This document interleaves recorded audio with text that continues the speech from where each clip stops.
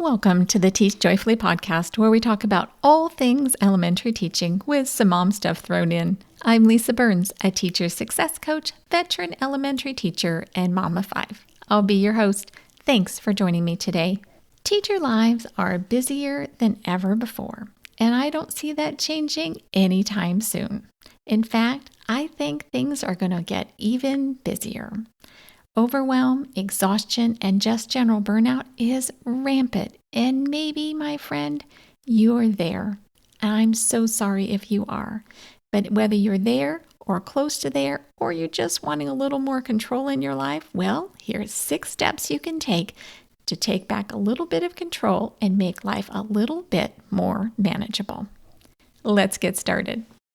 The first thing I tell every teacher that I meet with is say no. Lead with no. Seriously, no should be the first word out of your mouth anytime anyone is asking you to do one more thing. Always start with no, even if you know you can do it and you want to do it. Start with no and give yourself that beat to think and process before you say yes. Why? Well, I'm here to tell you that it's really hard to say no after you've said yes. In fact, you disappoint yourself and disappoint other people. And so more often than not, we just struggle through and do our very best to fulfill that yes that we said when really we didn't have the time. But you have hero status if, when those few times you say yes, you really can follow through and deliver or over-deliver, because you said more to no things than you said yes to. Or you can also have hero status if you come back later and decide that you really do have time to say yes after saying no. But that's after careful thought. It's not yes and then, oh my gosh, what am I going to do? It's joyfully, yes, I can do this. I can do this. I can help you out with this. There's no shame in saying no, though. You are also a hero if you said no when you really don't have time to deliver 100% on something. To me, that makes you a hero. So my next tip is about grading. I want you to choose really important things to grade and simply check the rest of the work for understanding. That means there's a lot of work that your students are going to do as classwork and practice work that you are not going to grade. Every single thing they do does not need a grade. It doesn't. It needs to be checked. They need feedback, but they do not need a grade. And so this is information for you in order to be able to teach them better and tailor what you're teaching. But the grade is when your students are really going to show you that they have mastered something. Those are the pieces that you need to grade. So cut your grading down to what is really most important. My next tip is to teach reading and writing, and if possible, one content area from the same text as often as you possibly reasonably can. Now, if you've been listening for very long, or even have just started listening recently, I have an episode about teaching reading and writing from the same text. You really can, and you should be teaching all of your language arts from the same mentor text each week. That means you choose your mentor text for the week, and that's what you're using to teach all of your language arts from. Yep, you really can, and it simplifies teaching language arts so much, but it also makes the learning not only more enjoyable, but it makes it make more sense and really sticks for your students. Next, simplify your systems. Having strong systems and habit patterns is a game changer. Let me give you an example of a very simple system that actually was a game changer in my classroom. Now, if you know me, you know that I have systems for my planning time and grading time so I can be super efficient. Well, I created a system for cleanup in my classroom. It seemed like every day my students would leave and I'd spend a ton of time. Really, it wasn't that much, but more time cleaning up after they left and straightening up the classroom. It was a pain in the rear. Having a regular cleanup routine with your students will save you that time at the end of the day. And I guarantee your classroom will be cleaner on a regular basis when your students have to participate in cleaning it up at the end of the day because they'll start to notice when things aren't as they should be. So I call it my 10-minute tidy. It actually came from an old TV show where one of the characters had a 10-second tidy at the end of the show.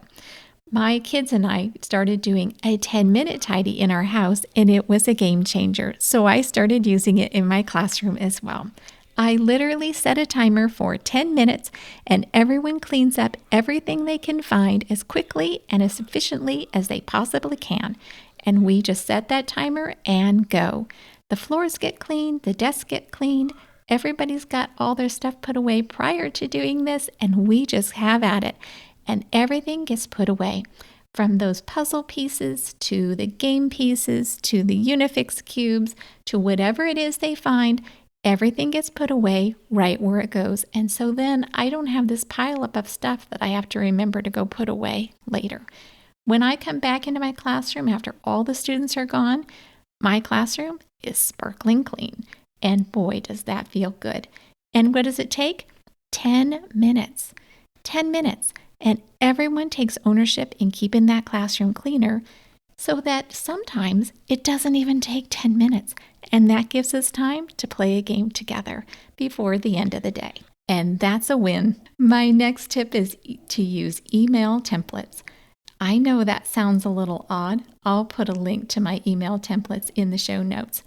But here's the thing. Having templates for all the kinds of emails that you typically send, whether it's a special event that's going to be happening, someone's having trouble in the classroom, you need a parent to work with their child on something specific, or maybe it's just a general information email that you send out every single week. Having a template for that you can copy, paste, edit, and go makes your life so much easier and will save you a ton of time.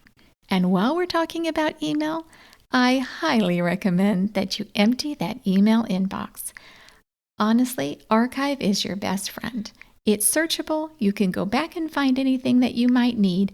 Just take 15 to 20 minutes, go through your inbox, pull out anything that's urgent or really needs your attention, and anything else that you're hanging on to because maybe you might do something with it or maybe you might want it later on.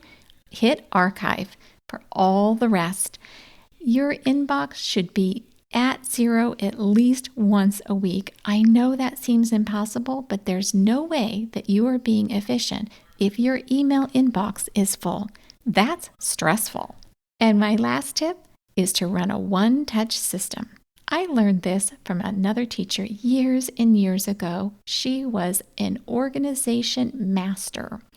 Well, let me tell you, I asked her one day, how do you do it? And she told me I run a OneTouch system. You touch it, you open it, you deal with it.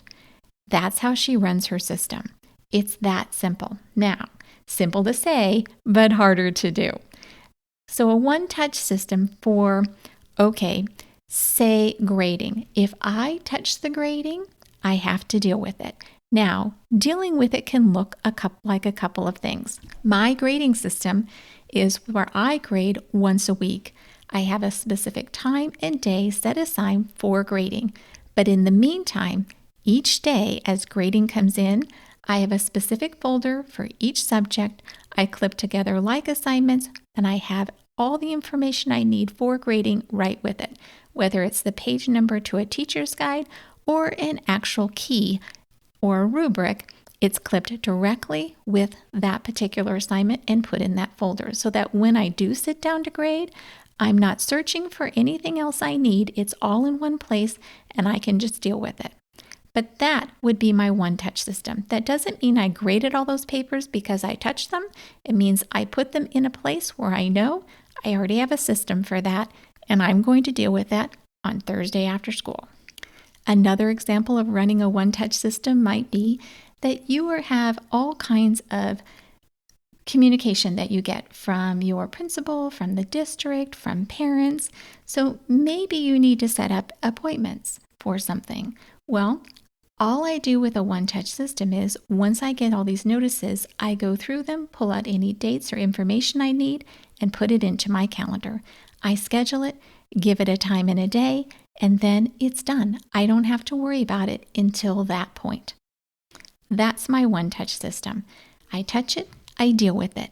That doesn't mean that it's done, but it does mean at the very minimum, it's scheduled so that everything has a time and a day that it's going to get done.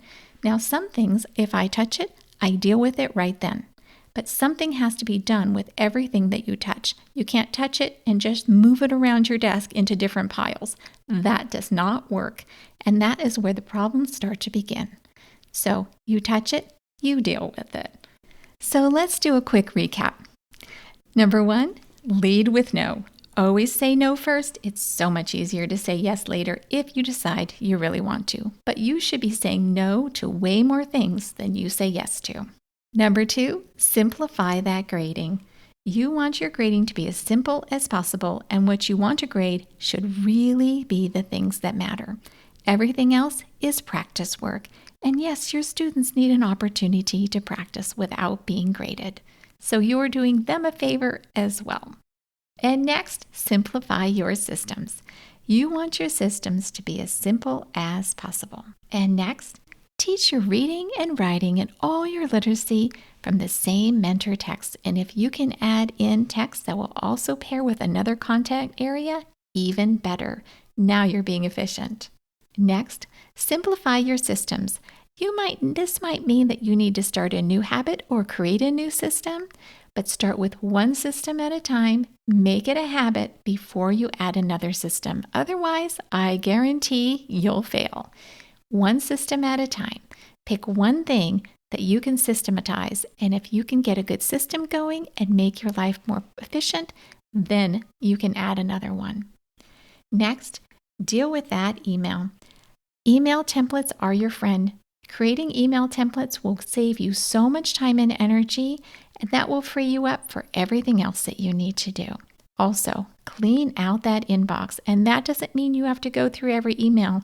Go through the last month, deal with it, and archive the rest. And last, run a OneTouch system. You touch it, you deal with it. Everything needs to be dealt with if you touch it. Don't just move those piles around your desk. You're getting nowhere. That just means that you're making it look like you're working, but you're not actually making any progress. Touch it, you deal with it.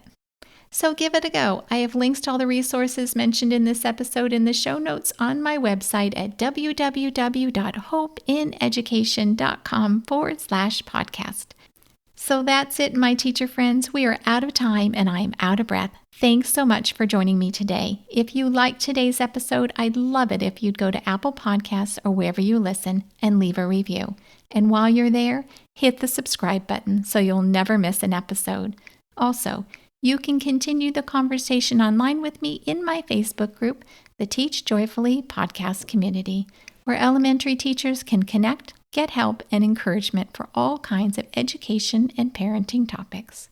You can find the show notes and links to all the resources mentioned in today's episode on my website at www.hopeineducation.com/podcast. And remember, a happy teacher is a good teacher. Until next time, teach joyfully and take care of you.